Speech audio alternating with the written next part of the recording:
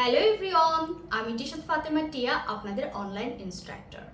আমি digital marketing ক্যাটাগরিতে freelancing করছি বিগত 9 বছর ধরে এবং আমি আমার অভিজ্ঞতার আলোকে এই ডিজিটাল মার্কেটিং ক্যাটাগরিতে বিভিন্ন স্কিলস সম্পর্কে ট্রেনিং দিয়ে থাকি। আর আমার লার্নারদের মধ্যে অনেকেই এখন ফাইবার, আপওয়ার্কের টপ রেটেড সেলার। সো আমি মেইনলি যে বিষয়ে সবাইকে পড়িয়ে থাকি সেটা হচ্ছে ইমেল মার্কেটিং। আর এই ইমেল মার্কেটিংয়ের ভিতর দুইটা জনপ্রিয় প্ল্যাটফর্ম আছে, আর সেই দুইটা জনপ্রিয় প্ল্যাটফর্মের মধ্যে আজ আমরা মেলচিম প্ল্যাটফর্ম নিয়ে কথা বলবো।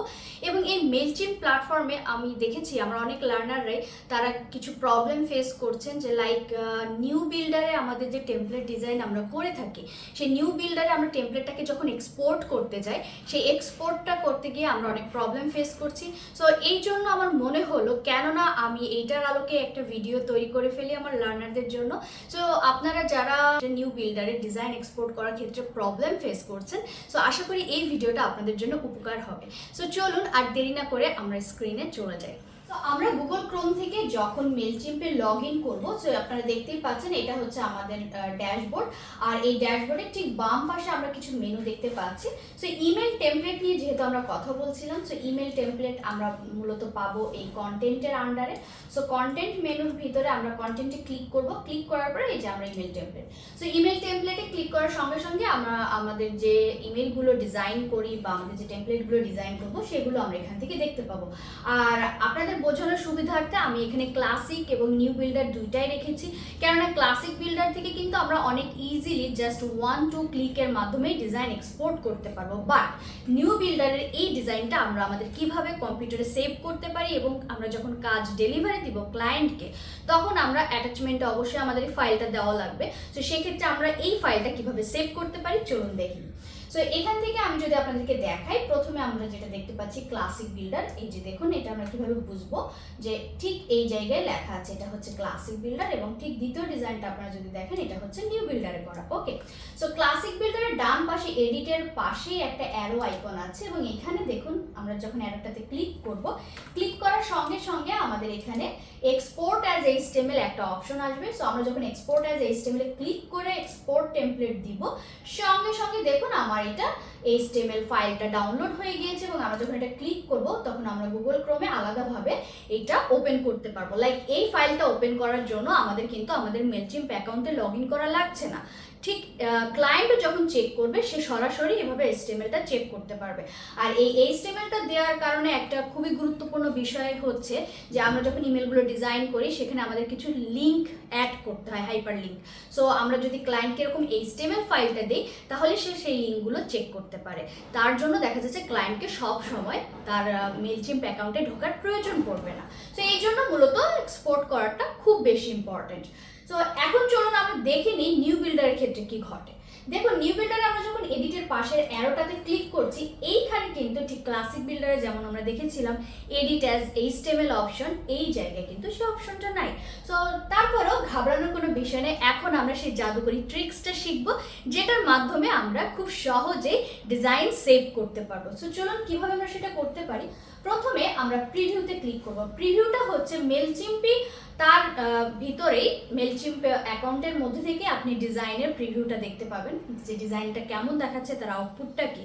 সো আপনারা এখানে দেখতেই পাচ্ছেন যে এখানে দুইটা অপশন আছে, আমরা ডেস্কটপ মোবাইল ভার্সন দুই ভার্সনেই এখান থেকে দেখতে পারবো। সো আমরা ডেস্কটপ ভার্সনে থাকবো, এবং এইটা হচ্ছে আমাদের মূল ডিজাইনের কন্টেন্ট, এবং মেইন কন্টেন্টের ঠিক ডানে এবং বামে আমরা যে এরিয়াটা দেখতে পাচ্ছি, ঠিক এই এরিয়াটা, এটা হচ্ছে আমার মেইন ব্যাকগ্রাউন্ড এরিয়া। সো আমরা কি করব, এই ব্যাকগ্রাউন্ড এরিয়াতে আমার মাউসটাকে নিব, নেওয়ার পরে মাউসের রাইট বাটন ক্লিক করব। রাইট বাটন ক্লিক করার সঙ্গে সঙ্গে দেখুন এখানে একটা অপশন আসবে ইন্সপেক্ট। সো আমরা ঠিক নিচে থাকে ইন্সপেক্টটা। সো ইন্সপেক্টে ক্লিক করার সঙ্গে সঙ্গে দেখুন ডান পাশে আমার যে ব্যাকএন্ডে এই যে মেলচিম্প বিল্ডার দিয়ে আমরা যে ডিজাইনটা করছি এর ব্যাকএন্ডে কিন্তু একটা এইচটিএমএল কোড আছে। সো আমরা যখন ইন্সপেক্টে যাব ঠিক ডান পাশে আমরা সেই কোডটা, র কোডটা দেখতে পাবো। এখন এই র কোডটা আমরা কোন জায়গা থেকে আমাদের সিলেক্ট করতে হবে এবং কোন জায়গা থেকে আমরা কপি করে সেটা আমরা সেভ করব। সো চলুন দেখে নিই। তো আমরা কি করব, ঠিক একটু স্ক্রল করে উপরে উঠবো এবং ওঠার পরে আমি আপনাদেরকে একটু দেখাবো। এই যে দেখুন ডক টাইপ HTML এই একটা অপশন আপনি দেখতে পাবেন হালকা গ্রে কালারের, যেখানে অন্য লেখাগুলো একটু বিভিন্ন কালার থাকবে, ডার্ক কালার, বাট এই ডক টাইপ HTML এইটা আমরা মাথায় রাখবো। আর ঠিক ডক টাইপ HTML এর ইমিডিয়েট নিচে যে ব্লকটা আছে বা নিচে যে লেখাটা বা যে কোডটা আছে, আমরা এই কোডটা মূলত সিলেক্ট করব। সো আমরা এটা সিলেক্ট করব, প্রথমে মাউস দিয়ে ক্লিক করে এবং রাইট বাটন ক্লিক করব। রাইট বাটন ক্লিক করার পরে দেখুন এডিট অ্যাজ HTML, আমরা এডিট অ্যাজ HTML এ ক্লিক করব এবং এইখান থেকে মূলত আমরা এই ডিজাইনের পুরো কোডটা কপি করতে পারবো। সো আমাদের পুরো ডিজাইনটা কোডটা চলে এসেছে। আমরা কি করব, কন্ট্রোল A দিয়ে অল সিলেক্ট করব এবং কন্ট্রোল C দিয়ে আমরা এটা কপি করব। কপি করার পরে আমরা আমাদের কম্পিউটারের সার্চ বক্স থেকে নোটপ্যাড ওপেন করে নিব, আর নোটপ্যাডটা আমাদের সবার কম্পিউটারে অ্যাভেলেবেল থাকবে। সো আমরা এখানে সার্চে গিয়ে এখান থেকে আমরা নোটপ্যাড সিলেক্ট করে নিলাম। এইখানে এখন আমাদের নোটপ্যাডে এসে আমরা কন্ট্রোল V দিয়ে আমাদের পুরা যে র কোডটা আছে এই কোডটা পেস্ট করে নিলাম। এর পরবর্তীতে আমাদেরকে যেটা করতে হবে, এইখানেই আমরা ভুলটা করে থাকি। দুইটা বিষয় আমাদের মাথায় রাখতে হবে এই কোডটা সেভ করার ক্ষেত্রে, এবং এই দুইটা ভেরি ভেরি ইম্পর্টেন্ট। এই দুটো বিষয় যদি আমরা ভুল করি তাহলে কিন্তু এই র কোডটাকে আমরা ঠিক আগের বার যখন মেলচিম্পে ডাউনলোড করার পরে প্রিভিউটা যেরকম দেখতে পেরেছি সেরকম কিন্তু আসবে না। সো চলুন, এটা খুবই ইম্পর্টেন্ট, আমরা অবশ্যই এটা খেয়াল করে দেখব। সো আমরা ফাইলে যাব, সেভ অ্যাজ। এখান থেকে আপনি কোথায় সেভ করতে চান আপনার ডেস্টিনেশনটা আপনি সিলেক্ট করে নিতে পারবেন। সো আমার এখানে ডকুমেন্টে আছে, সো ফাইন। এখন দেখুন দুইটা বিষয় এখানে কাজ করছে, একটা হচ্ছে ফাইল নেম আর একটা হচ্ছে সেভ অ্যাজ টাইপ। সো এই দুইটা জায়গায় মূলত আমাদের কাজ করতে হবে। সো সেভ অ্যাজ টাইপের এখানে দেখুন txt মানে এই ফাইলের ফরম্যাটটা আছে .txt, যেটা হচ্ছে নোটপ্যাডের র HTML কোডের একটা ফরম্যাট। সো আমাদেরকে এই ফরম্যাটটা চেঞ্জ করতে হবে। এটা চেঞ্জ করে কি দিতে হবে, অল ফাইলস। সো আমরা অল ফাইলস সিলেক্ট করব। এরপরে ফাইল নেমে এসে আপনি আপনার ফাইলকে যেভাবে রিনেম করতে চান আপনি করতে পারেন। সো আমি এখন এটাকে টেস্ট লিখে সেভ করব। সো টেস্ট লিখলাম, লেখার পরে আমি যদি এখন ডিরেক্ট সেভ করি তাহলে কিন্তু আমার এই কোডটা যেমন র আছে তেমনই থাকবে এবং বাই ডিফল্ট ও .txt এই ফাইল ফরম্যাটেই সেভ হবে। সো সেটাকে আমরা কিভাবে HTML ফাইলে সেভ করতে পারি চলুন দেখে নিই। সো আমরা টেস্ট লেখার পরে একটা ছোট্ট কাজ এখানে করব, ফাইল রিনেমের ক্ষেত্রে আমরা .html এটা লিখব। সো আমরা যখনই অল ফাইল সিলেক্ট করে .html দিব, দিয়ে সেভ দিব, তখনই কিন্তু এক্স্যাক্ট প্রিভিউটা আমরা দেখতে পাবো।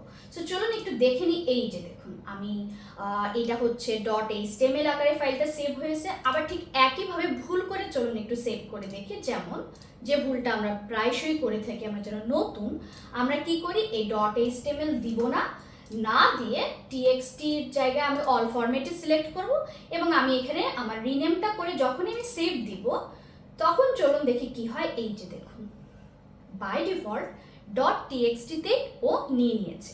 সো আমি যখন এটা ক্লিক করব এই যে আমি একটা র কোডই দেখতে পারবো, বাট আমি কিন্তু সেই প্রিভিউটা বা আমার আউটপুটটা আমি দেখতে পাচ্ছি না। সো সেটা দেখার জন্য এখন দেখুন আমি যদি এই টেস্টটা ক্লিক করি, এই যে দেখুন অনেক সুন্দরভাবে কিন্তু আমরা একদম হুবহু মেলচিম্পে আমাদের ডিজাইনটা যেমন ছিল ঠিক হুবহু সেই ডিজাইনটারই কিন্তু আউটপুটটা আমরা এখান থেকে দেখতে পাচ্ছি এবং অল লিঙ্ক সব কিছুই এখানে ক্লিকেবল।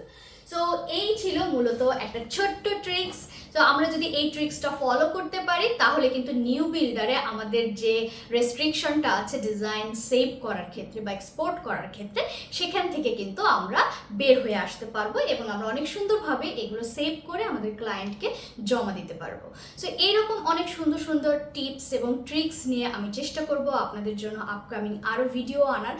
আর আপনাদেরও যদি এরকম কোনো প্রবলেম থাকে ফ্রিল্যান্সিং রিলেটেড বা দেখা যাচ্ছে যে ইমেল মার্কেটিং রিলেটেড যদি কোনো ইস্যু থাকে সেগুলো আপনারা কিন্তু আমার কমেন্টে বলতে পারবেন এবং আমি দেখা যাচ্ছে যে আপনাদের প্রবলেমগুলো নিয়ে নতুন নতুন ভিডিও করার চেষ্টা করব এবং সেগুলো আপলোড দেওয়ার চেষ্টা করব। সো আপনারা সবাই আমার এই ভিডিওটা শেয়ার করবেন এবং আপনারা সাবস্ক্রাইব করবেন এবং বেল আইকনে ক্লিক করতে ভুলবেন না। সো সবাই ভালো থাকবেন। আল্লাহ হাফেজ। আবারও দেখা হবে নতুন কোনো টপিক, নতুন কোনো ট্রিক্স নিয়ে।